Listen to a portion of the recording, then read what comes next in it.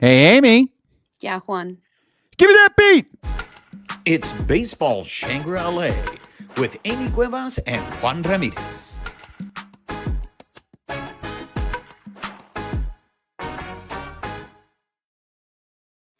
What's up, party people? She is Amie Cuevas. I am Juan Ramirez. You are listening or watching Baseball Shangri-La. If you are listening to us on the audio portion of the show, please make sure you're subscribed to the podcast. Rate us, write us a review, help spread the word.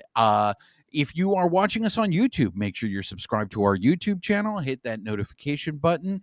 Give us a thumbs up. Leave us comments. We love engaging with you. And most importantly, make sure you're following us on social media on X at BB Shangri-La, on Instagram, YouTube, and Bluesky at Baseball Shangri-La. Amie, ¿cómo estás? Hi. It's been a long weekend of baseball. Some ups and downs, right? That's right. How was your weekend, Amie? I'm coming off my birthday weekend, so things are good. I'm a little Not tired. just a birthday week, ladies and gentlemen. It's Amy's birthday month. I was just gonna say it's gonna be all month long. So So be this is just ready. the beginning of your celebration. So Pretty much. We're celebrating that I'm not dead. all right. That's a good celebration. So far, how has the birthday celebration gone? It's been amazing. We're gonna celebrate some more tomorrow at the Jackie Robinson game that we'll talk about more later. But yeah, things are good. I have yet to get to see you. We were so close to crossing paths this weekend. We were, ladies and gentlemen. I have joined the craze. Oh Obviously, gosh. late because I'm never in on the new fads. I always join the fads late, but I was at a pickleball class, learning for the very first time how to play pickleball because now I have Is officially become a pickleballer. is there video? There isn't, and I'm grateful that it wasn't because we took this class in Playa Larga.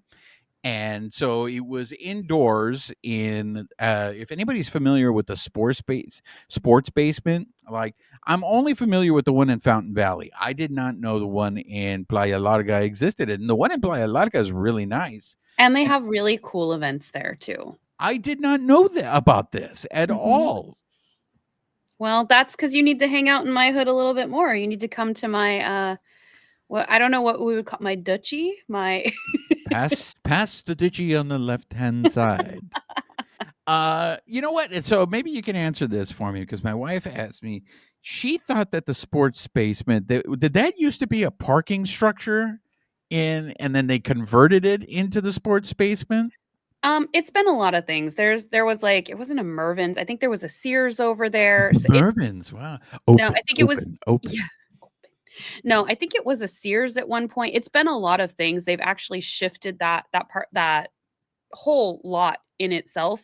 My one of my aunts used to live over there, and where they have a lot of the shops at the light right after Stearns, that used to actually be a through street, Britain, I believe, and then they shifted it over about I don't know 10 or 15 years ago, put shops there, and moved the inlet somewhere else. So, like it's been all kinds of stuff. So there's 3 levels to this sports basement. And on the third level is where they So have it's not actually a basement. yeah, exactly, right? The irony. So they have 3 levels to this, and on the third level, the top level is where they have the pickleball courts. So you're playing on cement, you're playing on pavement or whatever. So what was really great about this is I went thinking my wife signed me up for this class, okay? Because my wife, we're going to be empty nesters pretty soon, and she's already planning our new life once we have no children in the house anymore. So she wants to get active, and it seems like pickleball is the thing that everybody is doing. So she signed me up for this, and I thought it was going to be like a class where they would teach all of us because they were limiting the number of people that could come to this class. And so we show up, and sure enough, it was just some instructor there. And this was the best way. And I'm so glad that we did it because they had different courts and they just sent you to a court. And we just started playing pickleball. And as we were playing pickleball, he was explaining to me, all right, this is how you do the scoring. This is how you need to do this. It was the best way to learn because I'm a hands-on learner. I need to do it. But I will say this, Amie, Uh, it's not that I'm competitive, it's just that I'm fat and old. And when you're fat and old, that is not a good combination because that means you're uncoordinated. I went for a ball and I took a digger. Not only did I take one, I took two spills. And that pavement, that cement was unforgiving because I was fine. I ended up playing 3 games back to back. How sore are you now? Well, this is where I'm getting at. So, on your recommendation, we went to Seal Beach afterwards, and we went to the hangout. Got a fabulous breakfast sandwich that was it was a it was a poblano chile in my breakfast sandwich. It was fantastic, uh, and it was around then that the left side of my hip started stiffening up. And I'm like, what is happening here? So Oh, so no walk on the pier? we still walked on the pier, but I was starting. We did the whole walk down that street. We went to Jill's Bakery on your recommendation. We did the whole walk on the pier, but my leg was starting to stiffen up, and I'm like, what is going on here? And while we were having breakfast, my wife was looking because I had like tore up the skin on this side of my arm, and she's like, "What the hell happened to you?" And I was just like, I'm fat and I'm old, so my brakes don't work that well anymore. And so when I go to brake, unfortunately, gravity wins every time. You got a physics lesson about objects in motion, staying in So I motion? think I ended up bruising my hip, to tell you the truth, because I was going up the stairs when I got back home, and it was a shooting pain in my hip. And anytime I would step on my left leg, it hurt. So thankfully, my wife put some arnica on my ass, on the left side of my ass, and the next morning I was There goes fine. our kid-friendly rating. What, arnica's not bad. That's not a Yeah, bad word. yeah, that's the word. Um, so, but that being said, looks like we are full pickleballers now, and we're going to continue to play pickleball. So But are that you gonna be like the kid in Little Giants that we need to like, just completely surround in bubble wrap just to make sure you're well, okay? my barber, because I had a hair appointment the next day, my barber did say to me, "Is like, maybe you should wear hip pads next time you play." I was like, "It's not football, man. It's just like, man, this is so embarrassing. I'm officially that guy. I never thought." And you know what was the other thing too, Amy? I didn't warm up because I'm Did just you one of those. stretch? No, I didn't stretch. I'm just one of those guys who feels like he's 18, 16, Okay. whatever, and all I need to do is just go and play. And that's just not the Wow. way my body works anymore, you know? The let me tell you, the days of the the amazing tales of Michiro are long gone because it was I'm sure Michiro stretched. yeah, exactly. I'm gonna have to start doing Tai Chi now before I go play pickleball. I gotta do everything. So Oh my goodness. What am I gonna do with you? And I forgot to tell you, they actually have a really good place around the corner from the hangout that does churros and funnel cakes. So you can save oh, that for your next you trip. know what? My wife was really craving. She had a sweet tooth. That's why we ended up going to Jill's Bakery. And I think she probably would have liked the churro. She probably would Mm, have gone for the churro. that was my bad. I mean, it was a rush to try to get you guys a good I recommendation. appreciate it. I appreciate the recommendation. Okay, so before we start talking Doyers, because I know everybody, like, man, the energy around the Dodgers right now is very bad. Is very bad. There are at least the Dodger fans that I hang I out. was gonna say, not all Dodger fans. The Doyer fans that I hung out with this past weekend, it is sad Christmas, saddest Christmas ever. They are not having fun right now. So You need to hang out with my friends more. before we break it all down, I do want to address some of the comments from the comments corner. Amy, do you have any that you want to address? Not off the top of my head. What did you wanna So I just want to acknowledge. I think it was Georgie. Am I wrong there? Regarding, and this was after we had recorded the episode, so I did not see this afterward. But Bruzdar, at the same time that the Dodgers were visiting the White House, Bruzdar Gratterall, I guess, had posted his own video. This is Jordy Ega.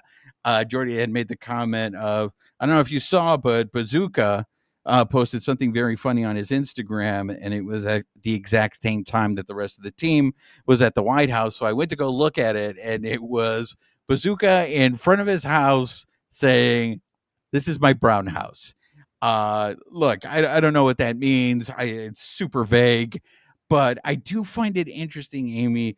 The players who were injured that did make that trip, like Michael Kopech made that trip, Michael Grove made the White House trip, and Federico didn't, and the Bazooka didn't. So I don't know if it was just because of maybe their injuries, their rehabs, like they didn't want Freddie traveling because of his ankle.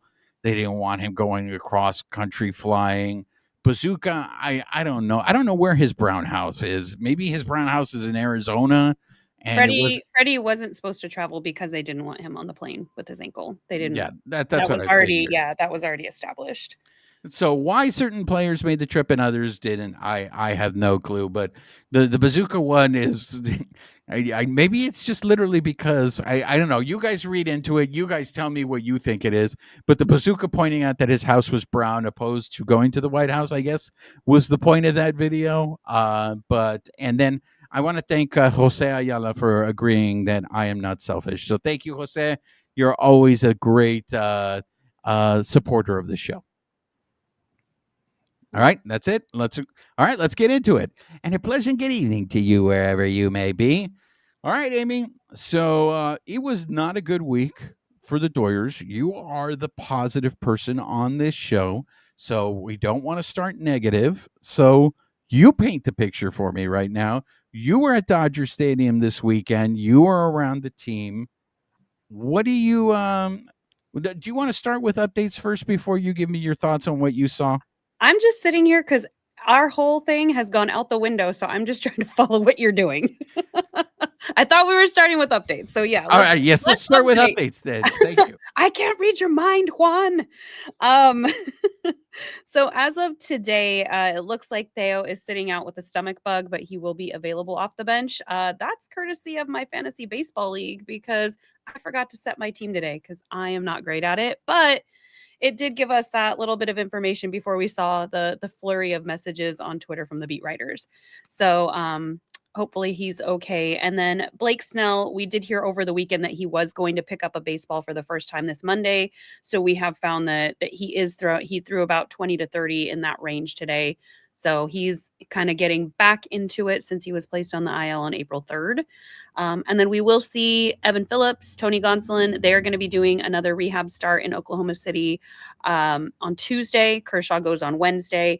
And then Michael Kopech should be in LA, and he's going to throw a bullpen tomorrow on Tuesday because we're recording Monday evening right now. Any other things? I'm trying to think off the top of my head. Oh, Shohei threw on Saturday, so he did about 30 pitches. He threw 4-seam fastballs, 2-seam fastballs, and his splitter. Dave Roberts said that he had good command, and it's that they're just going to continue to build on that. So, Man, this stomach bug thing is really working its way slowly through that clubhouse. So is this? I know I'm kind of like when I'm in there, like, should I cover my mouth? Should I not breathe? This is the third person, right? It's Mookie. Kike. Had it, but for a very short period of time. Well, and if Theo has it, and I think he was in the game last night, like he's coming off of it quickly. So I think only Mookie had the like severe version of it. So yeah, Theo was in the game last night. So who knows? Okay. He might have been playing through it. That, these guys are resilient. So hopefully nobody else gets it. So maybe Kike and Teoscar just have chorro. And what Mookie had was just really, really bad. I feel like someone else had it too. I can't remember off the top of my head, but those are the big names that stick out. Yeah. So I don't know. Are you ready to dig into? We had 2 series. One right. Let's dig into it because the Dodgers have lost 3 series in a row. And I'm going to preempt you, Amie. I'm going to beat you. That's baseball. Exactly. I preempted your preempting. So this is how quickly things can turn in baseball. The Dodgers started 8-0. Everybody was convinced this was going to be the greatest team we ever saw. And then all of a sudden, all hell broke loose. And I just want to say I this. think that all hell broke loose only for the people who had the high expectations of perfection, because the rest of us who live on Earth and see them as humans just see this as baseball. So some of us are not actually panicking. If we go back and we look at it, I think the signs were there, Amy. When they started 8-0, they won games that they had no business winning. There were a few games in that stretch that they had to come back to win. So I think if we had taken the blinders off, I think we would have seen. And because a couple episodes you had mentioned that even the sloppy play started in the Braves series, not necessarily the Phillies series. And I still contend that Phillies series, it could have gone either way. Like I think the Phillies could have swept or the Dodgers could have swept. You mean like baseball? But I will say this, starting with that national series, I think it was very different. The national series was super sloppy. Like they did not play. And if you don't want to take my word for it that they weren't they weren't playing good baseball, listen to Dave Roberts in that first game in Washington when he said, no, actually, it wasn't the first game. It was the Wednesday game. Before the Wednesday game, Dave Roberts said, I think you're going to see our guys playing with more focus. And so when he says that, it catches my attention and being like, well, Dave, what are you seeing? Why do you feel the need to say focus? Are you saying that the team would, because it was just sloppy, Amy? Washington, like I said, I think there's a difference between the Philadelphia series and the Washington series. Now, could it be that maybe it was a letdown on the Dodgers' part? That maybe the Dodgers got up for the Phillies because it's the Phillies? And then they went to the Nationals and they thought, hey, we don't have to be on our game as much. But that national series was ugly. I mean, I guess I think there's a lot of factors at play. I also look at the conditions, like our guys, like while they do travel around and play in other places, this was their first, like, coming off of the rain in Philadelphia. You've had some really cold games in DC. Like they were in like mid, sometimes lower 40s, depending on the time of the game. You saw the guys like between innings, they had their gloves, their hands, everything. Like they were all circled around this heater, just trying to warm up not only their hands, but their equipment. You'd see Kike, some of the players like blowing into their hands, Mookie. We saw a lot of fumbles. I think in those cases, some of that comes down to the conditions. Do they all have to play in those conditions? Absolutely. But it doesn't mean that it's easy. I go outside and it's cold and my hands like, tighten up or whatever. I don't have to catch a ball. I don't have to go make plays. So I think it's not an excuse, but I think it factors in. I think that's not being able to get a handle on the ball, also having to like grip the ball and throw it and pitch. I think that all factors in. So I want to address this because there were more than one person reached out to me to ask me ask me this question, and these are loyal listeners. Pablo is a loyal listener and supporter. Oscar is a loyal listener and supporter. I don't think there's truth. How can I say this? Not that there's not truth. I don't think there's anything factual to support this claim. But both of you guys said to me, is it a coincidence? I saw a lot of this on social media that the Dodgers are cursed, and the curse started when they visited the White House. There's no way of proving that. I think, like I said, if we go back and we see how they were playing against the Bravos, there were signs there that there was just sloppy play. The pitching in Washington, look, for the most part, the bullpen has been the one that's been like really solid throughout the whole season. The pitching and the offense have been consistent. It's also April, everybody. It's way too soon to say that the Dodgers are cursed. It is way too soon to say that the Dodgers are just they're not good. We're not even to the end of April. We're halfway through April, everybody. Okay. And this is coming from the Prince of Darkness, right? This is the one who says everything, the sky, I'm Chicken Little, the sky is falling. I look, I think they're gonna figure out pitching. I think they'll come around hitting wise. what I saw this week, I think is going to, here are two things that I think is going to be something that I want to watch in the next 2 months. And that is, I think, and I said it at the beginning of the year, the biggest challenge is going to be injuries, and we already have them. Okay. The fact that we are not even through April and the Dodgers are going to have 3 spot starts and who knows how many more, because Robleski did one in Washington, Landon Knack did one in Washington, and the rumor is, and I don't know if you heard this, Amie, while you were in the scrum with Roberts this weekend, but it seems like Bobby Miller is going to get a spot start on Wednesday. Potentially. So He got pulled early from his scheduled start. I think he was only 55 pitches in.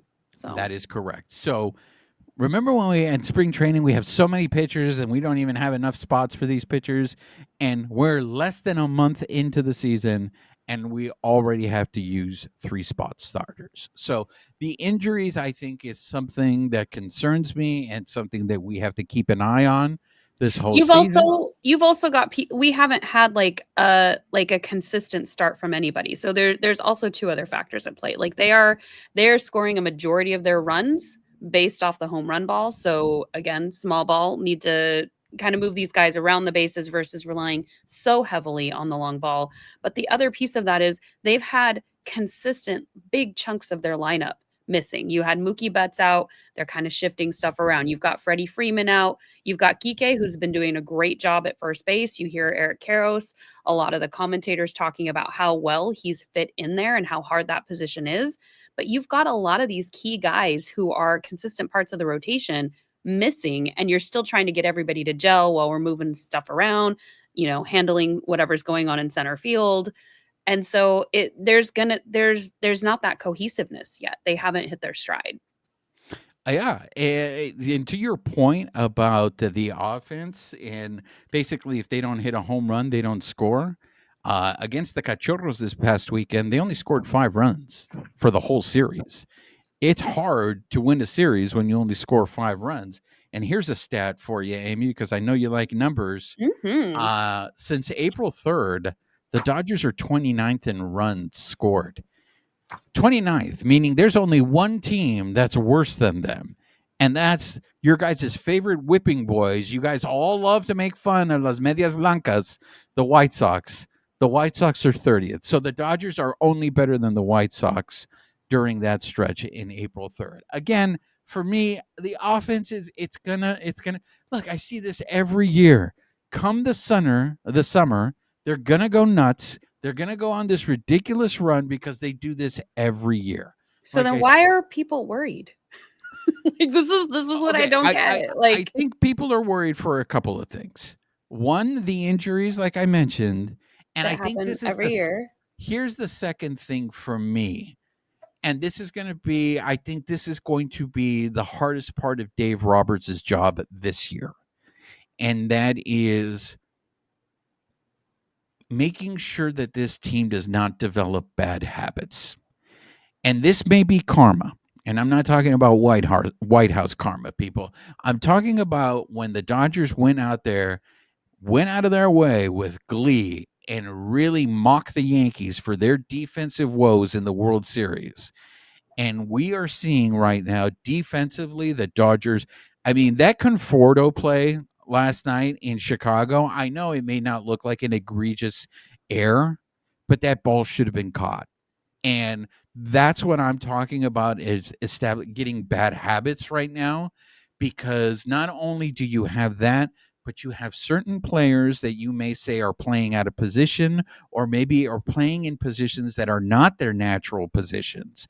And that can be fixed if you start, maybe you make some acquisitions, you start making some moves, and you start putting players who are more comfortable in those positions. That could shore up your defense.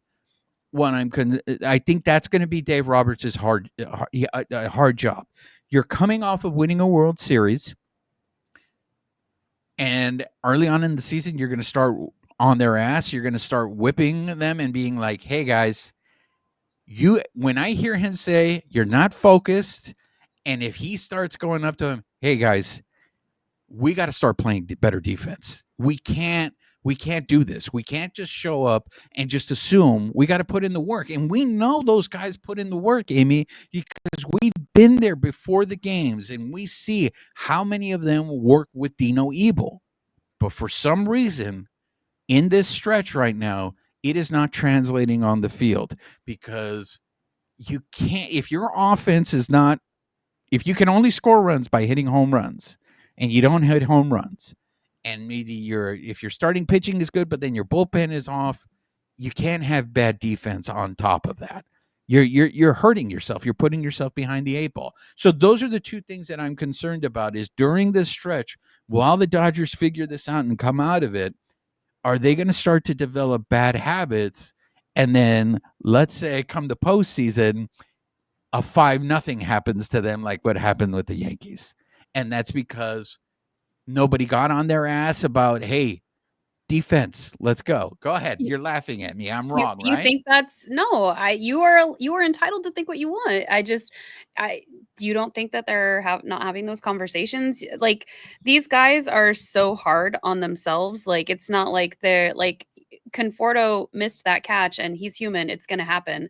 I feel like there's such a big spotlight in addition to the target on their backs that everybody's holding them up to this higher standard. And then if they make a mistake and it just happens that they're all kind of making mistakes right now at the same time, it's glaring. And some people, I'm not pointing any fingers, but just it feels like they're very unforgiving where they're gonna make mistakes. He made that mistake and he tried to make up for it, the next time he was out there. Unfortunately, he couldn't. Tried to make up for it at the plate. That didn't work out. But it's not for lack of trying. And Dave was asked this weekend if he plans on having a team meeting, basically to the implication was to chastise them and get them back on track. And he doesn't think that they need that right now because these guys do hold themselves to a high standard. And so I think that's where I have a disconnect when these conversations are had around baseball, where it's like, these guys aren't going to be perfect. They're going to have bad days. Sometimes they're all going to happen at the same time. Sometimes they're going to be a little bit more sporadic. And then somebody's really going to focus on somebody like Pages versus oh, you know what? Maybe he's just making a couple mistakes and it'll smooth itself out.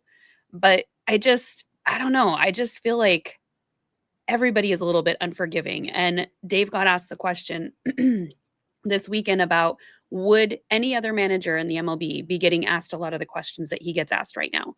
And the consensus from the media as well as Dave was no, people aren't asking these questions of other managers because they don't have the level of expectation on them. And I think that's unfortunate because I think it takes away from the game for some people. And I feel bad if they don't enjoy it enough because they're worried about, well, what's going to happen in October or November if they drop the ball or, they're 5 down. Okay, so what? Are you going to enjoy the game while you're watching it? Are you going to know that these guys go out there and try their hardest every day? Or, are you going to not micromanage, but nitpick the game so much that it's no longer enjoyable? And for some people, that is enjoyable to them. We just watch the game differently. Yeah, and look, I agree with you in the sense that I feel a lot of this is super overreaction. I mean, Bill Plaschke wrote an article 2 weeks ago saying 162-0, and then this past weekend, or on maybe it was as early as today, wrote an article saying there's no way the Dodgers are going to win the World Series looking like how they look now. Which is come on, Bill. We're not even to the end of April. We don't even know what this team was going to look like at the end of April. And I get it. It's my natural instinct is to sit here and say that these fans that are freaking out right now are casuals, and No, that it's not the diehards, because I think the diehards realize, look, it's an extremely long season, and again, I can't stress this enough. If you go back and look at the last few years, how many years have the Dodgers just all of a sudden they look like they're crap and then go on this ridiculous tear over the summer and start to distance themselves? You I think it happened a couple years ago, even when Justin Turner had that incident in spring training and we didn't get to start the season with him. They had a horrible run when they first started. And then right as he was coming back, they kind of picked up their stride and things were okay. But there was a lot of games that they lost, if I remember correctly, in that run from April to May before he was able to return. it happens. There's going to be slumps. I think, to your point, I think there are a lot of diehards that watch the game differently, at least from how I watch it. And they do watch it this way. And if, judging by the Twitter posts and things, when Twitter changes and puts me off my following page, and I'm like, wait a minute, why is it so negative here? Oh, wait, hold on. This is not my page. And then I go back over, because the comments that people are making, it just astounds me. Like, do you even like baseball, bro? Because it just doesn't feel like they enjoy the game. And like I said, that's fine. If that's how you enjoy sports, we're not going to have much to talk about, because when I'm in the stadium as a fan, I'm there, I'm nerding out. I've got my scorecard, I've got my radio. I am there drinking up every minute till I leave. Same thing when I'm there as media. Getting to listen to Dave Roberts talk, seeing the players on the field, seeing how hard they're working. To me, like, this is the beauty of the game. I have a different perspective than some people. I think Dave Roberts is going in there and having those hard conversations, but he's also picking up those guys. And I think if you talk to any of them, none of them are ever going to give you an excuse for what happened on the field. And so I think for that, because it's not just this flashy, like, oh no, we're better than everybody, and then they don't back it up. I think because they put so much heart into it, that's why I put so much confidence in this team, however they're playing. Yeah, for me, look, listen up, everybody. No pasa nada. No pasa nada. We're not even at the end of April. The thing, I agree with you in the sense that there are some fans that are just way too like critical, where it's just like, cálmate, cálmate. But then I do understand the fan that says, I don't enjoy watching this because it's not good baseball. Like, I am It's not never gonna. fun to lose.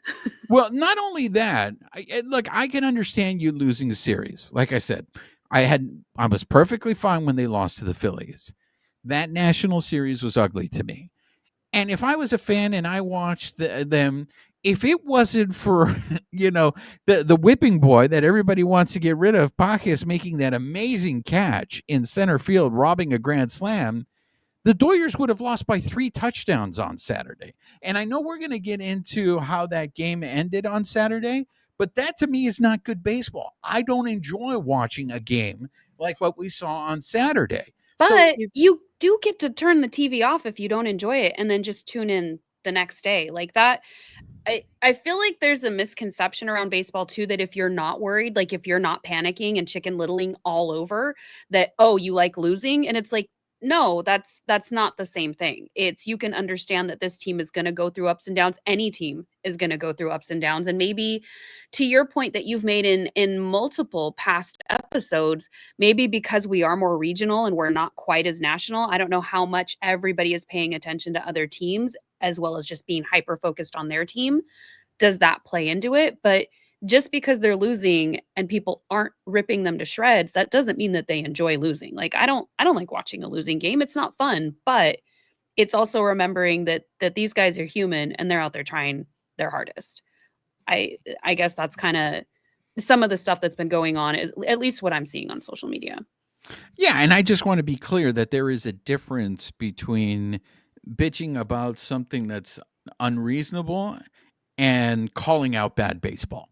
There, Yeah, there, 'cause there is a big difference there, and I don't have 100%. I And don't that's have a not problem with people who are critical and calling out bad baseball. I see your point in that other aspect where sometimes people, they come at it like really hard, and it's like, bro, it's not that deep. that. Relax. It's I it's feel not like that there's deep. gradations of it, and I feel like everybody wants to put it in this, like, different black and white boxes, and, I agree 100% with what you're saying. Like, there were even some stats that they were giving over the weekend. I think it was last week. It was midway through the Wednesday game. They were saying that in the 9 spot, that position, because people have shuffled through it with the lineup changes, they were 5 for 43 at one point during that game. I haven't checked the stat, as because I think Andy Pajes ended up hitting a home run. But if you look at, like, even just the 9 hole, that's setting up for Shohei. If you're 5 for 43 and you can't get somebody behind him, I know that he's having some struggles at the plate himself. He's got to be able to move that person over, but we've got to have somebody on base for him. So to your point, there is calling out stats, facts, and whatever it is, but there's calling that out and understanding the game, and then there's like a whole other level of just trashing the team. And it's the trashing the team that I will never understand. Is there anything about that Washington series that you want to discuss? Because for me, it was just ugly. Even the game that they won, I thought was ugly. Yeah, I mean, it was a dogfight. Dustin May went 6 innings, and Robleski did go 5. Like it was rough, but at least we got some length. And I remember texting my friend, I was like, "Poor Robo, he's just gonna have to wear this game."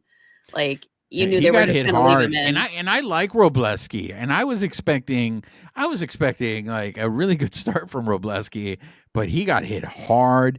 A guy who I think is like super reliable, all he does is come out and perform. Landon Knack, he didn't look good. Like when the Dodgers went That up four cold, nothing. man.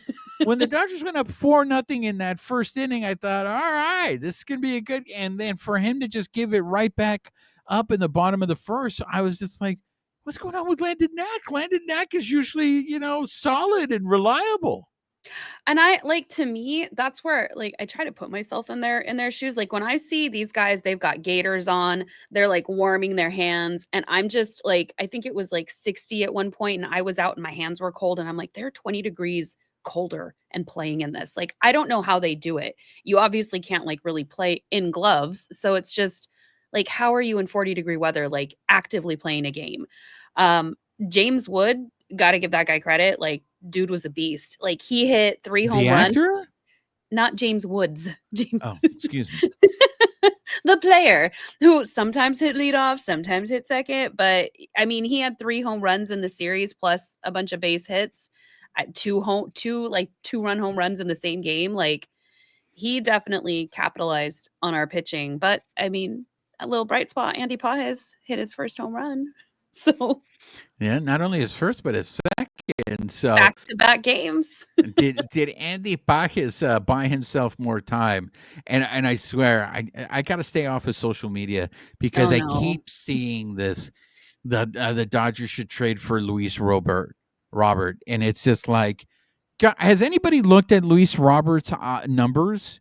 Like, I would be very concerned about regression with Luis Robert of the Medias Blancas. Last year was a down year, and he's not off to a hot start this year. And for all you guys that are saying, "Hey, trade for him," I Ooh. don't know if he solves your problem out in center field. Like defensively, he may be better than what the Dodgers currently have, but you still need to score runs in order to win games, as we saw this past weekend against the Cachorros. He's hitting 163. He's got 8 hits, 1 home run, and 49 at bats. I'm just curious, out of those, what does he hit? So, I just don't understand the infatuation with him. And I know that it's like, oh, well, once he comes to the Dodgers, everything is going to change because the Dodgers fix everything. Amie, what's my answer to that? oh, it's the saddest Christmas ever. Exactly. Yeah, let's talk. Let's go. Let's check in on Thor and see how he's doing right now. So Is he even, and to quote one of my friends, is he even in the league? no, he is not. But it's Oh, yeah, that Washington series was rough, and I'm not going to lie, Amie. I thought, I mean, it took, and here, I'm going to give credit where credit is due. I know the unofficial Kike fan club is going to love hearing hold this. on. Their ears all collectively perked up. Exactly. It took your boy making a great play just for the Doyers to win one game in Washington. And if Kike doesn't make that play at first base, you're looking at the Dodgers getting swept, and it might even be uglier. You think it's ugly right now, losing 3 series in a row. Could you imagine what it would be like if the Dodgers have lost 7 of their last 9 as opposed to losing 6 of their last 9? I mean, it wouldn't be great, but it would just, I don't know. Like, to me, it's before we get into the Cubs series, I do want to call out, you did win our little bet. I checked in on Hunter Oh, thank you for Fiducia. reminding me. Yeah, so 3 plate appearances, 2 at bats over 2 games. He had a walk and a strikeout. So For those of you who don't know what we're talking about, we had the over-under on how many at-bats Fiducia was going to get, and we had originally set it at 10, and Amie and I looked at each other and went, "That's way too high." We Down, down, we down. cut it in half, and we set it at 5, and Amie went over 5. I took the under because for some reason the Dodgers love calling up Hunter Fiducia and letting him ride the bench. I don't know if it's a game to them, but this poor dude gets called up. Well, I mean, look, it's not all bad news for him because he gets a major league paycheck for as long as he's up here. So, I'll take it. But this poor guy just never gets playing time when he gets called up. Yeah. I was kind of keeping a watch over it over the weekend, and I was like, dang it.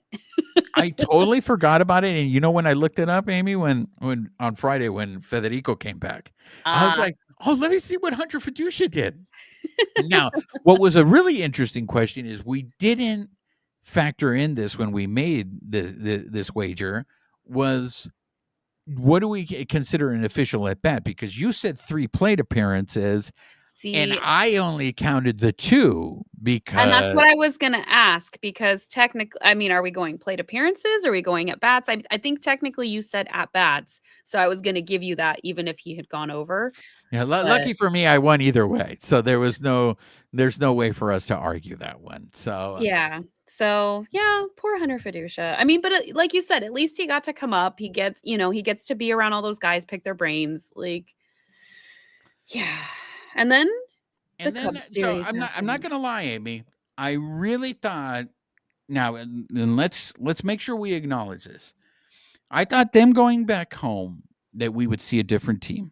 I thought they would be, on it, that they'd start winning games, that they would be playing sharper baseball. I really thought that was going to happen. Now, one thing I think we need to factor in is that the Cachorros came in hot. Mhm. Offensively, the Cachorros were playing really, really well. Well, we Uh, swept them, to be fair, so they had a little chip on their shoulder too. we did sweep them in Tokyo, but it seems like they got hot in coming in there. So you were facing a hot team, and I really thought like, okay, but again, let's start with the positive of this series in LA. Yamamoto looks great, Amy. He Well, really does. and he pitched on Freddie Freeman's bobblehead night, which was utter chaos. Okay, so you were there as a fan on Federico's bobblehead. Okay, you tell me before you go there. I just want to say this. Now, for the Unicorns bobblehead, they decided to give one to everyone in the stadium. From Mhm. my understanding, for Federico, people were lining up at 12:30. Maybe they Yeah. were lining up earlier for Federico's bobblehead. I know people who did not get the bobblehead for Federico on Friday. Why did they not just give it to everybody also on that night, Amy? Are you asking me? Like I make the Dodgers decisions? Well, inquiring minds want to know. You were there, and please explain to me why it was a circus. So to be fair, this was also it's interesting because this was like the highest price ticket so far this season, and that surpassed or it eclipsed Shohei's bobblehead, which as we know was crazy. So Was it because normally of the pose? Is that why I everyone think it's wanted this bobblehead? yeah, where like when you get the Shohei hype, that's baseball fans, but also tourists, baseball tourists will say, who want to get in on that giveaway. When you're looking at the Freddie Freeman bobblehead, that's like the iconic, like second or equal to, depending on who you talk to, Gibby's home run. It's the Gibby version of today, and everybody wanted a piece of that. I know people who wanted to go to the game who couldn't afford to get tickets. I think some of our listeners, Jessica and Philip, were gonna try to get them in the morning. Think tickets were bottomed out at like 165. They're like, we'll wait till before the game, and then they got jacked up to like 200. So it was like the opposite effect of what we know about tickets. They usually go down the closer you get to game time, and they were not going down. So let me ask you this. Part of this anger that we're feeling this week, I think a lot of it has to do with the fact that the Dodgers are not playing well and they're losing games. But I have to ask you because you are amongst the people there. The people love you. You're a person. People talk to you. They want to talk to you. Could there be part of this anger is how expensive it has become now to go to Dodger Stadium? I mean, I'm not hearing that directly, but I am hearing the grumblings of how expensive it is to go and how high the price is. That's why for me, I'm fortunate enough to have my seat and be a season ticket holder. I don't have to deal with that. But yeah, I mean that's definitely something that you hear the whispers and the grumblings around of how expensive it has gotten to come here. I think did you see the memes of like Coachella versus Dodgers because of the weekend that it was and like even pricing wise? I You know what, I don't want to hear Coachella because my daughter went to Coachella this weekend and she overshared with me today how easy it is to sneak in drugs into Coachella, and I'm just like, you don't have to tell me everything. You really don't. You can just keep some stuff up for the I mystery. mean, I feel like that's a given though, like, that's not really a mystery. But I see where you're coming from because I had heard reports that it was 8 hours to get into Coachella on Friday. So So getting into the stadium for those who, like, pay attention to the schedules and the entry times, typically, they will open parking gates at 4:40 and then stadium gates open at 5:10 for a 7:10 game, so it's 3 hours before for parking gates, 2.5 hours for the actual stadium gates. I think I got there around 4:10. They were already letting cars through. Normally, like, we were already backed up on the freeway at 4 o'clock. So they're already there's so many cars there, they have to let everybody in. Well, they don't have to, but they did. And then, as a season ticket holder, again, one of the perks is we have early entry. So I ended up going to that line, but the lines, by the time we all parked our cars and we were there early, people had already amassed because they were parking elsewhere and walking in. Those lines were so out of control, and they that was it. I think I walked pretty fast, so like 4:20, 4:25. Just chaos and bedlam, and they aren't even gonna open those gates till 5:10. Just insane to me. Wisdom sorry, left. I thought you were going to go longer there. Oh, Yeah, again, I had no desire to go to a bobblehead game, and again, it's because I'm a grown ass man and I don't need toys in my life any longer. But the crowds now, that's becoming a deterrent for me mhm. to go It's very to a game. stressful. I have social anxiety, and, like, for me, it's like I had to mentally prepare myself to be there for that.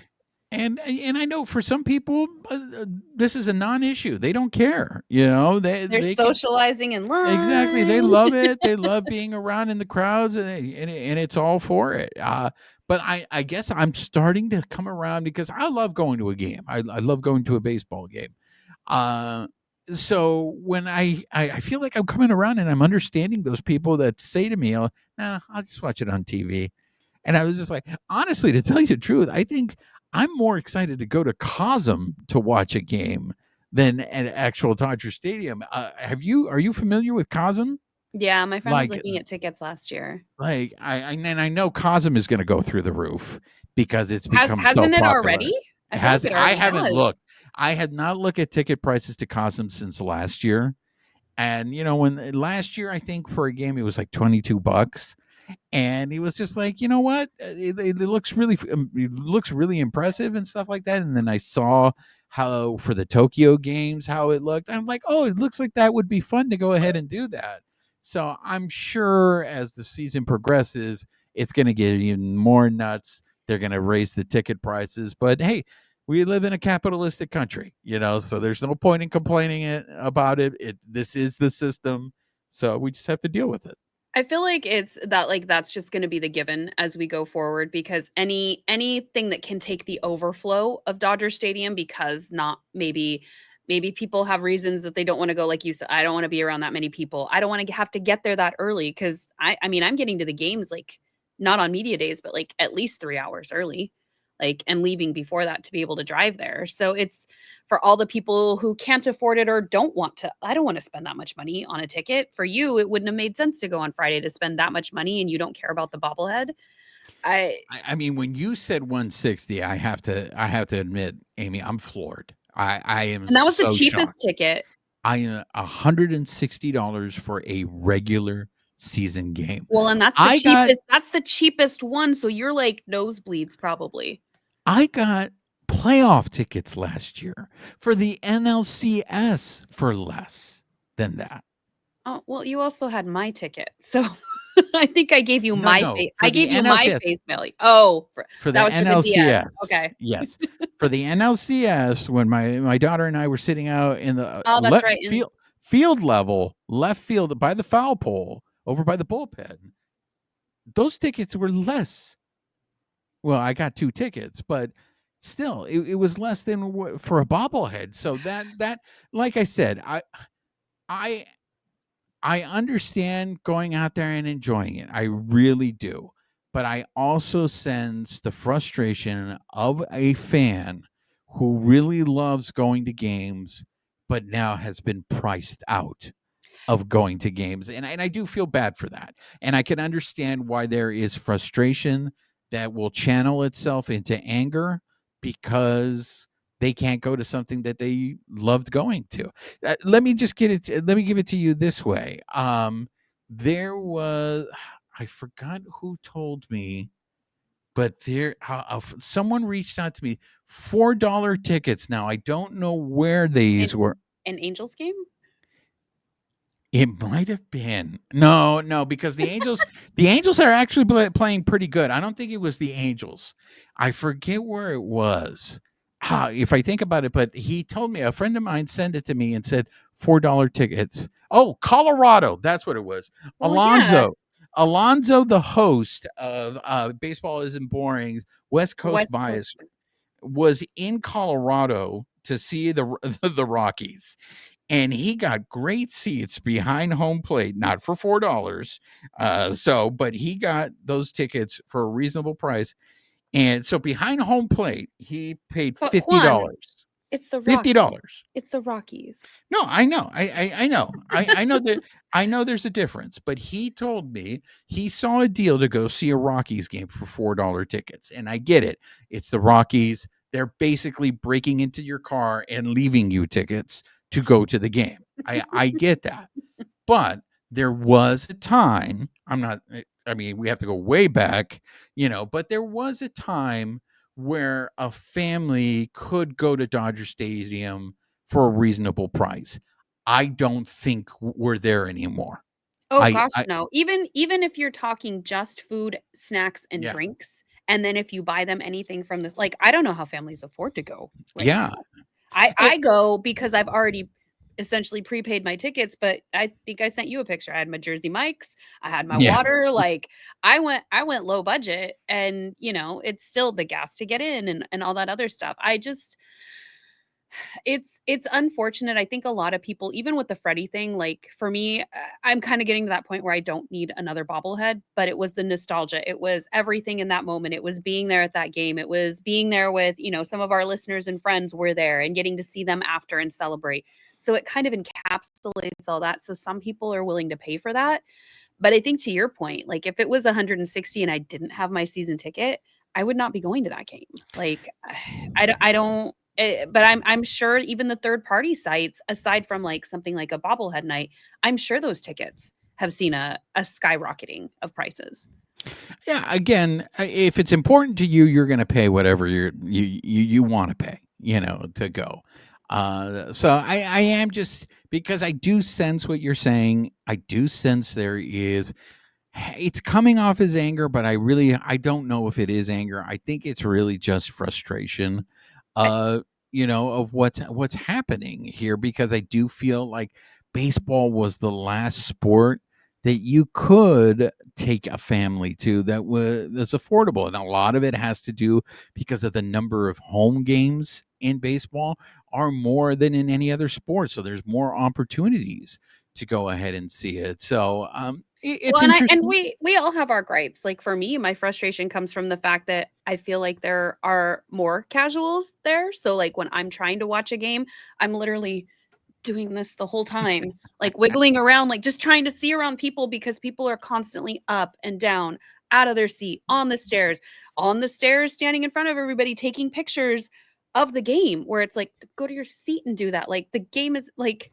this isn't like, I think I saw something on like Threads or Twitter of like, wait till the stoppage, wait till the break in the innings, like, because it's not just baseball where this is happening. And it's just like, but people don't do that. It is just a social event now because people are having to spend so much money to go there. And so for the diehards, for the nerds, it's just like, I keep arguing this. Just make me a section. I don't even care if it's top deck. Just give me a section where I can go with my diehard fans. We sit planted in our seat and we're just going to watch the game. Like, give me that spot. We're spending so much time talking about the social event that Dodgers have become. We didn't even talk about the Cubs yet. Because the Cubs series was just, I mean, it was a disappointment. But it was the worst home shutout loss in franchise history. So, I mean, they got a record out of it. Look, not a great one. And they could have lost 20-0. They only lost 16-0. And to be fair, the last 9 runs that scored, that was off Miggy Rowe. And right. Let's be real. Like, okay, before we get into Miggy Rowe, I just want to give out some flores first before we go down that path of Miggy Rowe, of sadness. Okay. Yamamoto. Sadness. Okay. Yamamoto looks fantastic. His ERA is under 2. So I'm hoping he stays healthy. I'm expecting big things out of Yamamoto this season. Roki, it took another step in terms of consistency. He got overshadowed. This is the longest he's pitched in a game. So hopefully he is continuing to build on this, and he can continue to be consistent. Tommy Edman with that big home run in the only game the Dodgers won this weekend. So that to me is probably the extent of the positives. Kike hit his first like non-home run hit. There you go, unofficial Kike fan club. Are you happy now? This guy up until that point had only had 4 hits on the season, and they were all home runs, which again speaks to the Dodgers' problem. They're only scoring runs if they hit home runs. Hold on, let me go get on my small ball hill. I'll be right back. Here we go, small ball, ladies and gentlemen. I mean, is there anything else that you want to cover in this series before we talk about the position player pitching? Yeah, so the only other thing, like, Glasnow did pitch 6 innings. He did say on something I just saw recently on social media that he did feel lost these last 2 like, obviously we know the trouble that happened in Philadelphia, but he had to go back to the fundamentals in this last stint on the mound just because he couldn't find it. And I think that's something that we don't talk about a lot, is like, not just that we expect a lot from these players, but when you get up there, and we've said it before, you might not be having a great day, or we've heard pitchers like, hey, I already knew before I got on the mound it wasn't working, but you still have to go out there and you have to pitch because that's your day. And the fact that like he felt a little lost, and like, what do you do? Like, you have what, 50,000 plus people watching you, waiting for you to do something. You've got a team that's counting on you to carry this game on your shoulders. Like, these are just the things that I think about when stuff like that is happening. And it's just like, he did go 6 innings. He didn't feel great, and he tried to find his way through it. And it's like, God, I don't have that kind of pressure at my job. Like, I have different pressures, but I don't have 50,000 people watching me, booing me, or like, any of that stuff. And just, I don't know, I guess just a reminder that these guys are human and they're going to have ups and downs. That's called being a professional, Amie. I wish I was that good where I could sit there and go, you know what? I don't feel I have it, and go 6 innings and give up 2 runs. Like, in the end, he probably deserved better. In that game, the Dodgers had second and third with no outs, and they only scored 1 run. Yeah. And that again just speaks to the problem, the phase that they're going through right now, the funk they're going through offensively. And that's why he's struggling right now, at his words, to find it. I'm fully confident that he will find it, just the way the offense will find it, And with the training staff that they have, they will. We did bury the lead. Justin Turner was back at Dodger Stadium this weekend. You got to hang out with him, right? We got to see him take batting practice. So we were down there on the field, and Claudia Guestro did ask him, are you using a torpedo bat? And he did say that no, he's not. His the bat that he has is fine, so he will continue hitting with his actual bat. And I heard Max Muncy was not a fan of the torpedo bat. No, he had something on foul territory as well, where he tried it. We saw it in that game where he hit. I think he had like 3 at bats, and then he went back to his old bat and then hit that double. So I think he said he wasn't, completely like saying he'd never use it, but for now he's good with his own. Another week has gone by, and the torpedo bat chatter is really quiet. So it could be that just my compadre was right, and it could be that just the Brewers pitching was that bad against the Yankees. It hit at just the right time. It caught some people's attention. It could have just been the right audience where, as I was reading up on it, and they've tweaked bats before. They've been using torpedo bats for the last couple of years. You just had more eyes on it with the success of the Yankees. So I think it was just right time scenario, right place, right time. All right. Do you want to get into the position player pitching? Yeah, I mean, I don't know if you guys noticed this, but the Dodgers lost by 16 runs on Saturday. So obviously, when stuff like that happens, they're trying to save their bullpen. So Miggy Rowe came in, which it was interesting because there was like whispers around like they're not going to bring in Kike to pitch. And for me, I'm just like, I really don't like position players pitching only because I don't want them to get injured on the mound because that's not their norm. Other than that, like the fact that he made it fun, which there was a lot of criticism that I saw on social media about that. He came in, he came in the 8th. He borrowed Yoshi's glove, Yoshinobu, and so he proceeded to do impersonations of all the pitchers. And he said because he stands behind all of them, he's familiar with their stances. So he did Yoshinobu Yamamoto. He did Landon Knack's little lean back before he pitched. He did Kershaw's like wind up, having his hands above his head. And then he did Sasaki's like very extreme leg lift and kick.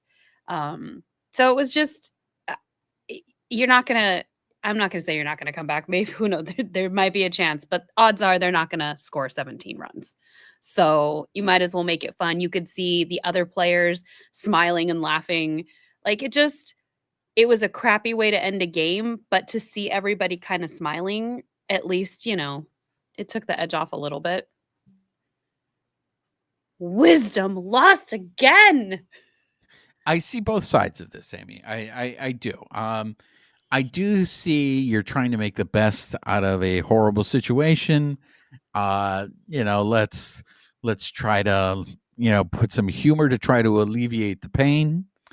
And to try not to be a part of the serious police. We can't be serious all the time. I do think it's a fair criticism of those that were, because by him going out there and doing all the different wind-ups, it does give off the feeling nobody is taking this serious. And so for me, when I see something like that, it really urges, again, it makes my case. If you're going to do this, if you're going to put in a position player, just forfeit the game. The game ends there because you're not trying anymore. You're not trying. It's no longer competitive. So I understand why people are upset, because if he's out there doing imitations, it feels like it's an exhibition. It feels like it's a performance. It is no longer a competitive baseball game. So if that's what we're doing, let's just call it a game. That's it. We forfeit. No one gets hurt.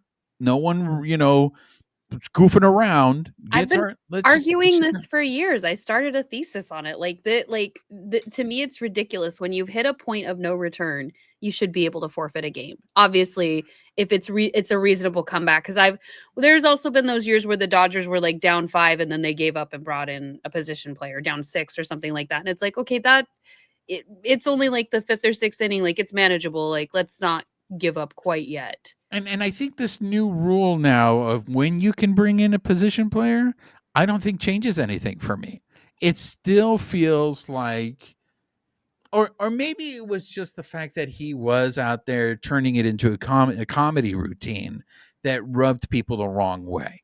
Like if he would have come out there and let's say they scored only 1 or 2 runs and they were able to get back into the dugout quickly, okay. But the fact that what was it, 9 runs that they scored off of him? That's where like I can argue both sides because at the end of the day, all of those runs count against the Dodgers. Like all of those stats are still stats. There's not like a fake stat category because you hit that you hit that tipping point.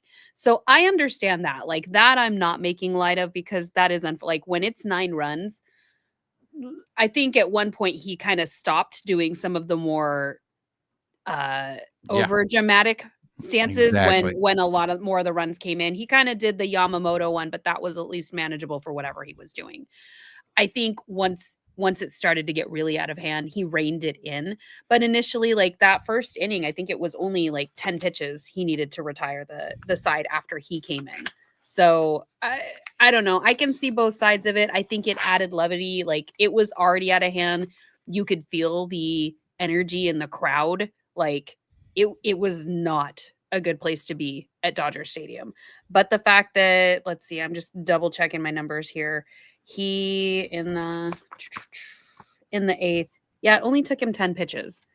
So if he had been able to impersonate but also get people out, Yeah. I don't think it would have been as egregious as the next, 23 pitches it took him to get out of the ninth with those extra runs, the extra Yeah. 5. And, And and that's that's and that's where it's kind of the tipping point. and that's why I feel it's a valid criticism. It's a valid criticism because if you're going to do that, just end the game. And I know they will never accept a mercy rule, and Mm-mm. part of it is pride. They Pride and money. yeah. But it's just it it's not. I'm not a fan of that. It's just not fun. It feels like an NBA All-Star game where it's like, so no one's going to play defense. No one is going to try to stop the other team from scoring. What am I watching here? I feel like I feel the same way you do. Like I really do think they should forfeit, but because they won't, I also feel like that feeling whether you're watching on TV or in the stadium where the air just gets sucked out of the stadium, it was kind of a relief to see some fun injected in the game. Like that's to me that harkens back to like where you see those games where like Freddie Freeman and I think it was Anthony Rizzo like, there's a rundown and it's like Yeah. Frederick like I wanna see some of that fun. Well, like, do we need to do it have a blowout like that in the last couple innings every time? No, but to me, to see Pete Crow Armstrong smiling, like, it was one of those, like, the game's already lost. Like, let's take the good from it that we can, and, now if Miggy Rowe gets put in again and it gets out of hand, then that is something like, "Okay, bro, like, we're putting you in to staunch the flow. We don't need to exacerbate it." But for this one day, this one game, it made me smile in a really crappy game for Yeah. me. I just, there's a time and place, read the room. And like I said, you're right. If he would have done that in that 8th inning with 10 pitches, I think it's a non-story. I really do. I think it became a story because of how many runs were being scored, and it's like at that point, it feels okay. No one's taking this seriously. Why are we still out here? You know? Yeah, and that's I think at the end of the day, that's something like do you use that as a bargaining chip when you're having talks about the collective bargaining agreement? Will it change? No, but I guess I don't know. For as often as this actually happens, this is one of those things where I feel like it does get blown out of proportion. You're not having this many games like that all the time. If you are, then okay, that's something that we need to address team wise, or team wide, but the fact that this is like a drop in the bucket, the microscope just happens to be on it, makes it feel bigger, feels like it's happening more frequently than it is. Yeah, that's their least of their worries going into the collective bargaining And agreement. you could feel even just watching on TV because I went back and rewatched it because I just wanted to see it for myself. The change in the stadium was immediate once that started happening. And to me, that's what matters. But Yeah. again, we all baseball differently. So Anything else on that Cachorro series? and just which impersonation do you think was the best that Miggy Rowe did? Which one did you like? I should say. I won't say was the best. What was your favorite? The Yamamoto one I thought was good. Mhm. Honestly, to tell you the truth, I think kind of all of them were good.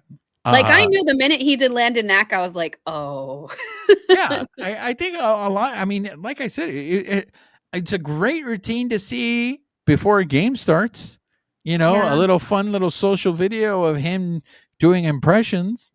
I just don't want to see it in a game. 23 extra pitches long. And Dave Roberts did address part of that. He said that Saturday's game was ugly. He never wants to have Miggy Rowe have to throw 2 innings. Overall, saying, the team will be fine. He appreciates the passion and concern from fans, but they're working hard every day. So just kind of reiterating, they do feel the expectations, but they are focused on a game at a time. Yeah, like I said, unrealistic expectations. I'm glad they know how to handle it. I'm glad they're not getting caught up in it. That's what our job is, to try to tell you people, no pasa nada, and to remind everybody it's the middle of April. Okay. It's the There are middle of people who April. are upset every time somebody says that. I think Philip, one of our listeners, sent me something this morning where somebody was on Twitter or TikTok and they were upset with the people who are saying it's only April. It's too early to panic. And they had their own response to that. I'm just like, you know what? Everybody really does baseball differently. Look, I'm just telling you, for if you are one of those fans, because I used to be like that, I am telling you guys, you're on a one-way ticket to a heart attack. You got to Yeah. lighten up. Look, and This is like I my said, happy place. I always keep an eye out for the serious police. But seriously, guys, I mean, yeah, you have to. It's not the end of the world, especially with the world being on fire right now. That is the least of your kind. Try to just. I get it. It's hard to enjoy it when the team is losing, but they're gonna come out of it. Trust me. They do this every year. They And do this every year. but every team does it too. And I think that's like for me, I don't like losing, but like what's the positive takeaway I can get from this game? And sometimes for me, maybe there isn't something glaring, but maybe it's something more personal. Maybe I had a crap day and just knowing baseball was on and getting to see my telenovela of my guys playing was enough.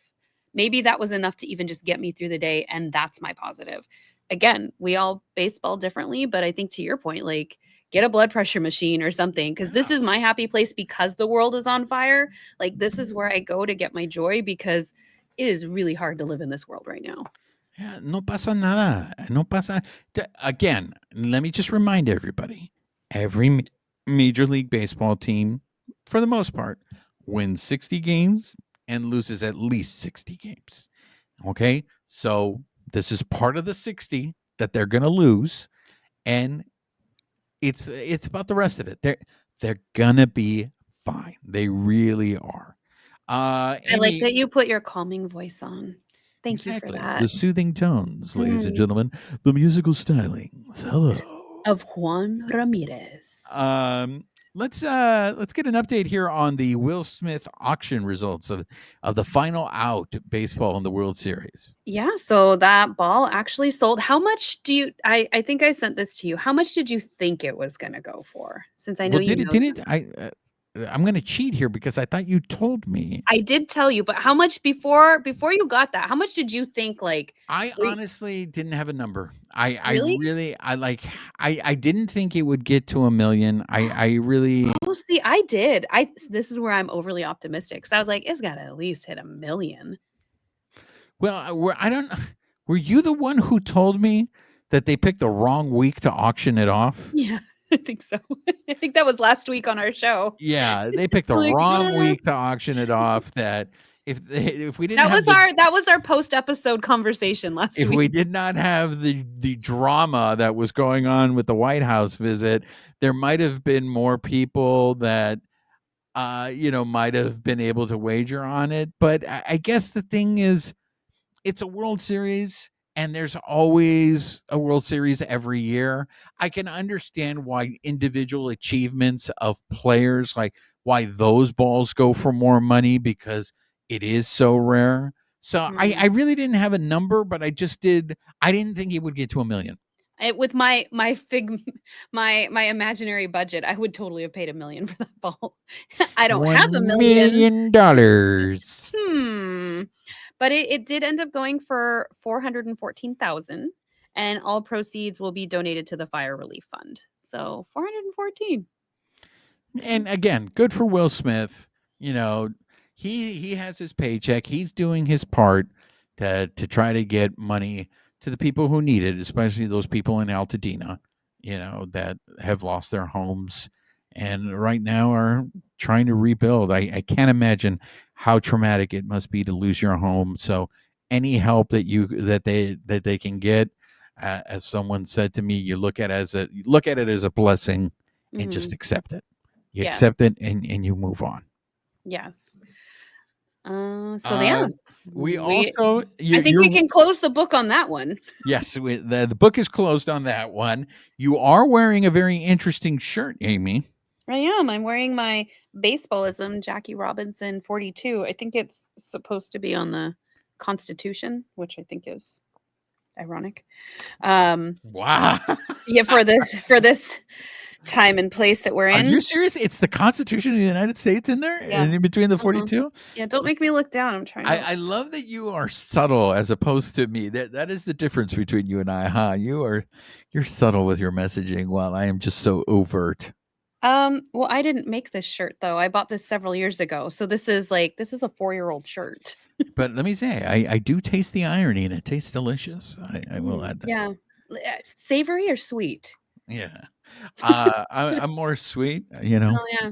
I love diabetes on a plate.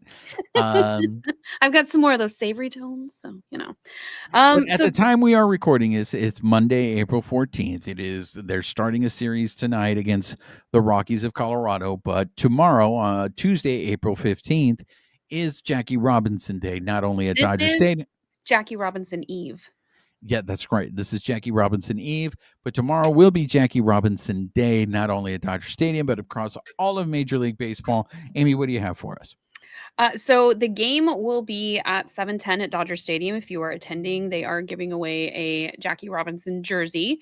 If you're not, I'm sure they're going to broadcast whatever festivities ceremony that they do usually before the game. I think usually they have Rachel Robinson come out, have her family. So hopefully we'll see something like that. I'll be there with some of our baseball family. But I mean, everybody across the league, like you mentioned, they're all going to be wearing 42. From what I heard, it's all going to be a Dodger blue 42. So I don't know if that's different from other years. From when I heard that, it sounded like it was a bigger deal than it usually is. So I'd have to go back and look and see, do they normally wear I Dodger feel like it's blue? always Dodger blue. I don't get The number itself?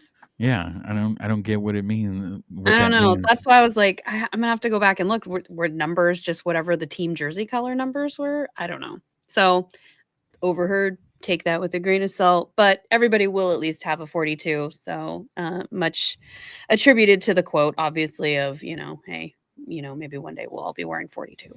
So Absolutely. And you know what? I am very again. This is about celebrating a person who I can't imagine what it was like to go through what he went through, what he had to put up with to do this, and the doors that it opened for other minorities. It is fascinating to me where we look at what Jackie Robinson did in that year, his rookie year, and to see where the country is now.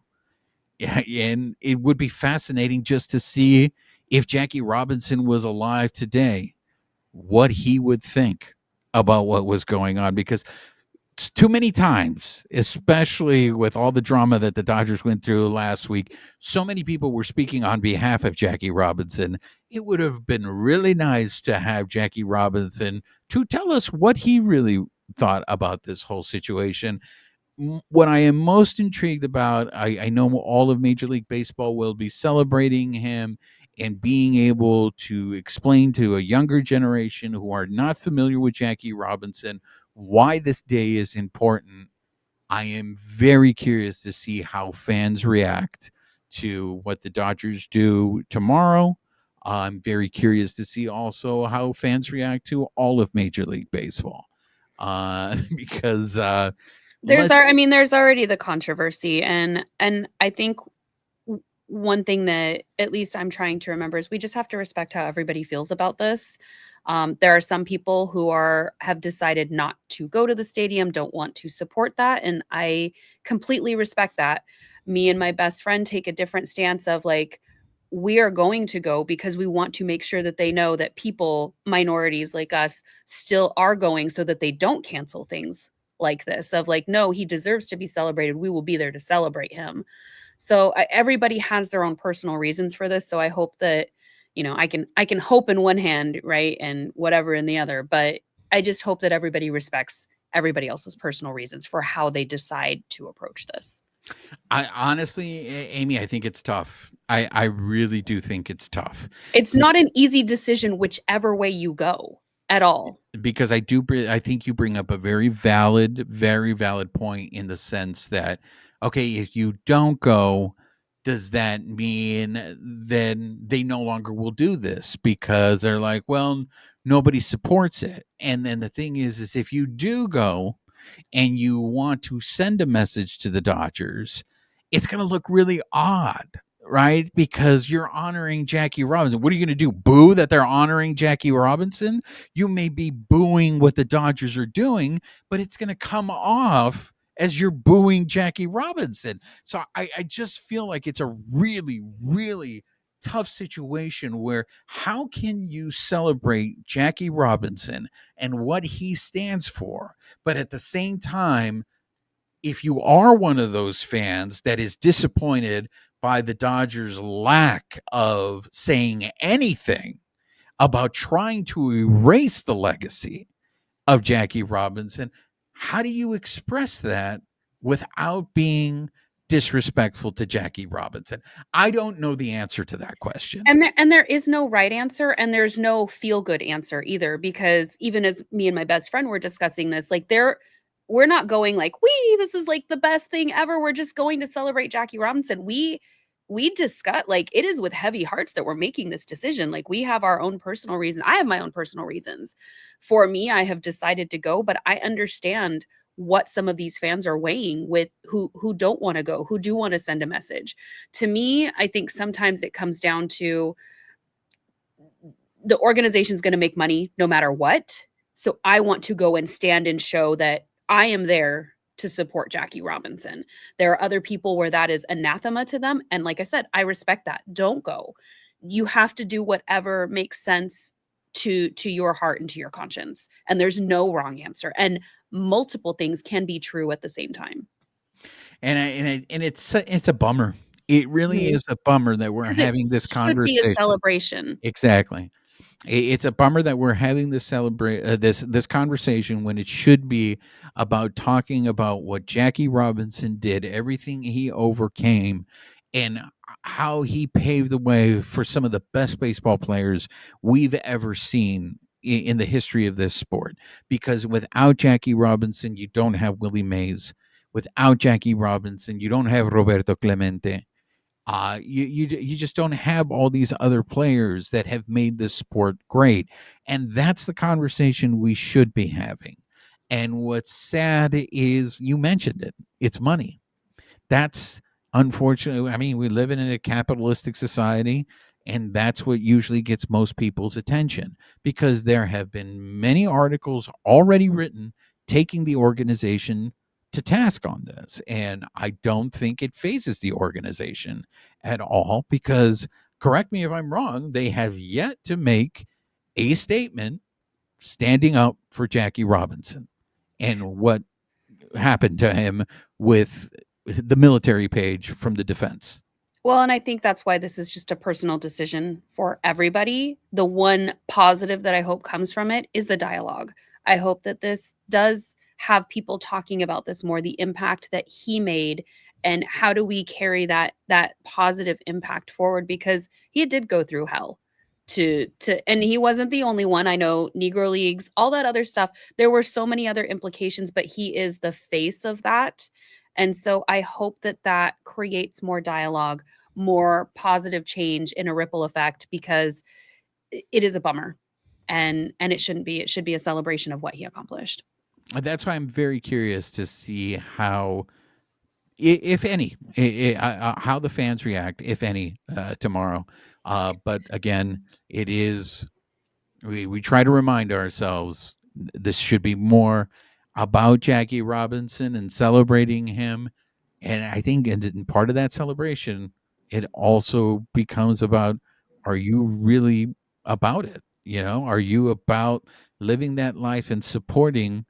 I mean, that's what's the quote on the statue out there in the center field plaza that's underneath his it's on the statue. Tell us. Oh, okay. I Oh, thought you just everybody. thought I had it memorized? Well, I You thought were waiting for everybody else, but you don't have it memorized? I know that's I really set myself up very poorly for that. All Uh, all that to say, while you grab that, for those who are going to celebrate, and for the personal decision that people are making, just have a lot of respect, a lot of care, as you come up with that. We do have some a little bit of interplay or debate on some things that happened around baseball this week, with a some are calling it a repeat of the World Series with Mookie Betts' catch in New York. Mike Trout had an okay, incident. good. Did you Before get we get that in, quote? Did you yes. get it? I was Before just vamping while you thank go. you for vamping. Before we get into the Mike Trout story, here is the quote that is on the statue out in the center field plaza, and that is, "A life is not important except for the impact that it has on other lives."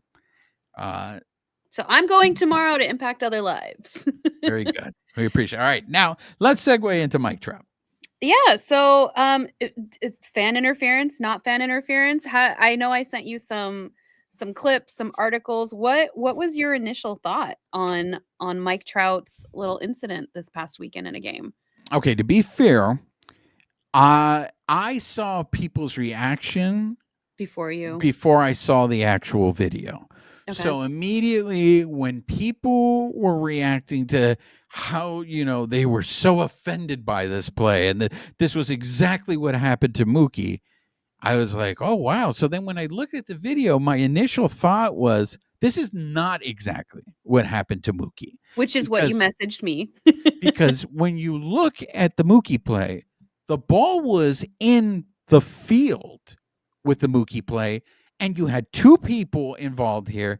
Yes, one went into the glove like this guy in Houston did, but then the other guy was holding Mookie's arm down like there was more of a physical altercation. You also had those fans, those Yankee fans, showed no remorse whatsoever. They immediately were like, "Hey, we were doing this to defend our team." This We're poor guarding guy. the wall. Exactly.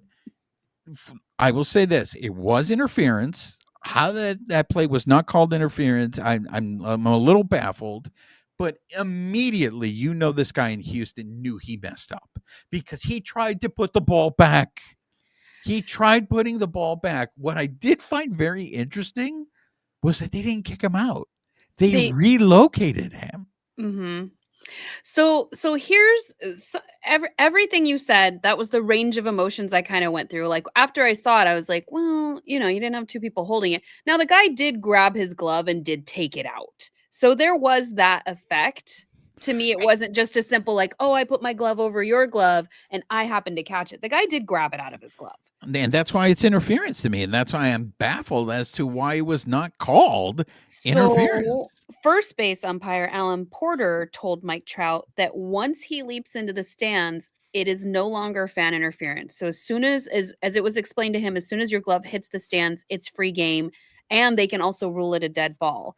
So if a fielder goes into the stands, it's at his own risk, which to me, uh, I feel like that's a little bit of a gray area right there. I And think maybe I think that makes sense to me. I think that explanation is fair. And again, this is why I will say this is not exactly like Mookie, and that's why I take issue with all those beat reporters that were immediately saying this is just like Mookie, and it's like, no, it's it's not. but I think in the moment, they're not saying it's the exact same thing. It's just equating like some that guy did grab it out of his glove. Like I said, Yeah, he yes, he did. is going into the stands at his own risk, but it wasn't like Max Muncy in Japan where he went to go catch that ball and Holly Robinson, Pete's husband, put his Rodney glove up Pete. to to protect her, and he caught it, and you saw Muncie visibly like agitated, like I could have got it. That was different. Like that to me is, And it wasn't interference. It right, was exactly what the umpire just described right now, right, where it was a dead ball. but you have incidents around that where he caught it and he didn't like get out of the way, Muncie, and then grab it. This guy, while Trout was in the stands, he literally pulled it out of his glove, and to Yeah. me that's not, oh, I just we collided. So that to me is where it's a little bit different. I understand the rule, I understand the ruling, but I feel like if somebody grabs a ball out of a glove that he legitimately caught, at that point that supersedes the rule, and that is fan interference, but I don't get to make the rules. But he did meet the father and son after the game, because he didn't believe there was any malicious intent, and like you said, they had been relocated to a different area. So Trout said he felt bad about that because they probably spent a lot of money to have those tickets in that spot, and that they were very apologetic. I mean, they did, like we said, they ruled it foul, and the play was not reviewed by replay. So I guess I just feel like it was a little bit of a gray area going into the stands and then grabbing the ball out. Look, I tip my hat to Mike Trout. I mean, Mike Trout, I think, handled that perfectly. I think the reason why Michael Trout also had that reaction was because he wasn't assaulted the way Mookie was assaulted. Mookie was assaulted. And again, Yes. that's why there's no comparison of the two plays for me. Okay, yes, they reached into the glove. But again, if you watch that video, that Astros fan immediately, I think, afterwards realized, oh no, what did I do? And tried putting the ball back in Yeah. Trout's glove. And so there's a big difference there. But I tip my hat off to Mike Trout, man, because Mike Trout could have been all like of a red ass and be like, hey man, you did this. Like Mike Trout went far enough to the it's like, hey man, I didn't want He's them to move you or kick you out. It's like, he signed the ball, he signed a bat for them. I guess for I don't know, like there's still a level of like I don't understand this. Like I would love to catch a foul ball. I never have caught one, but I also don't want to sit in the pavilion because I don't want to be part of that scrabble that we see of like yeah. everybody converging all at once, even when foul balls get hit like other areas of the stadium. I don't want to like I don't need that adrenaline rush of can I get it, and then you come up disappointed because you didn't grab it. That to me does not sound fun. I don't understand the level of you forget the game is going on, and maybe this is because I'm so focused on the game and that's what I enjoy. I cannot imagine trying to reach for that ball. In my mind, again, I'm not in the position, but what I see is like I would get away from that ball because I don't want to interfere with play. But you have so many people that like their glove is the first thing out there, like that's I'm going to catch that ball. And again, it's just it's an example of different mentalities around the sport. Absolutely. And I just want to be clear, the fan was wrong to stick his hand into Trout's glove. I also don't buy his argument that he was there protecting his son. It's like, bro, you don't protect your son by sticking your hand in the person's I glove. don't I don't Like think he if was you do looking at his this, son while that was happening. yeah, if you're shielding Trout from your son, okay, then I believe you were That was more of protecting. a Rodney Pete situation, like 100% he was shielding Holly from Yeah. that ball potentially hitting her. So it's like, dude, you take the L, bro. You messed up. You're lucky they didn't kick you out. Just count, you won, right? Save your losses. But when he said, "Well, I was protecting my son," it's like, no, you weren't. Look, I don't know. For me, if I was that close to a player and they were trying to make a catch, I think I'm either trying to catch the ball myself or I'm moving out of the way, right? Mhm. I'm not going to stick my hand into the glove and pull it out. And I That's get it. It's the other team. So, of course, you're trying to save an out for your team. But no. I would think that I would have enough common sense to realize I'm I'm affecting the play if That I do that. You're not on the team, and to me, that's the difference. That's sometimes like the ball hawk mentality, where it's like I just had this debate with somebody last week of like, let the kids catch the balls. Like when you have the same people out there every week who are like going and grabbing the balls, pushing kids out of the way. Some guy fell while my friend's kids were there, and it's just like I don't understand that mentality of like you're an extension of the team or you've got to have like all this stuff. It's like, but again, we all fan differently. So, I may never understand it. Here we are. Exactly. Okay, let's wrap things up, Amie. You have one last update for us. Yeah, so the Dodgers did announce the 2025 Women in Entertainment and Sports Conference. So it's the Champions of the Diamond, Elevating Women in Entertainment and Sports. It's something that's going to be held on May 9th from 8 a.m. to 1 p.m. at Dodger Stadium. So this is something I attended 2 years ago. You kind of have to see what their different tracts are going to be. Sometimes it's more media related, sometimes it's content creation, it's executive leadership. So it's really just a way for women in the industry or people starting out or who have dreams of being in the industry to go gather in one place. They have keynote speakers. I think this year it is going to be co-president and chief design and digital media officer of Shondaland, Sandy Bailey. They're going to have actor and producer Katie Lowe's. There's going to be a closing keynote by two-time Olympic gold medalist gymnast Jordan Childs. I hope I said her name right. And then LA 28 chief athlete officer and Olympic gold medalist Janet Evans. So it's just that you get motivated hearing other people's experiences in the industry, sometimes positive, sometimes not so great, but at least there are many times where we all can relate to what's going on. And then you separate off into your different tracts of what your interest is, hear some of those speakers, and then come back as a group and lunch is had. And it's just, for me, when I attended, it was a really uplifting experience. You got to be around like-minded women who are really just trying to get our foot in the door and make our way in sports, which is not always quite so welcoming to women, but we're trying to get our foothold. And for our women listeners, our young women listeners, the information, if they want to attend the conference, they get it where? So they can go to MLB.com, or you can just Google the 2025 Los Angeles Dodgers Women's Conference, and you should be able to find the page. I don't have the entire link. When I have it up on my page, it just says MLB.com. So I would look for the Los Angeles Dodgers Women's Conference. And there you have it, ladies and gentlemen. That's going to do it for this episode. Any last words, Amie? You won on Fiducia. Congratulations. Yes, that's right. All right. And that's going to do it for this episode. If you've been listening to us on the audio, please make sure you're subscribed to the podcast. Rate us, write us a review, help spread the word. Tell everybody, come join the party. If you're watching us on YouTube, make sure you're subscribed to our YouTube channel. Hit that. Here we go. Hold on. There you go. Make sure you become a subscriber, hit that notification button, give us a thumbs up, leave comments. We love engaging with you. And most importantly, make sure you're following us on social media, on X at BB Shangri-La, on Instagram, YouTube, and Bluesky at Baseball Shangri-La. She is Amie Cuevas. I am Juan Ramirez. Nos despedimos con un beso. Amie, say goodbye to the people. Goodbye, people.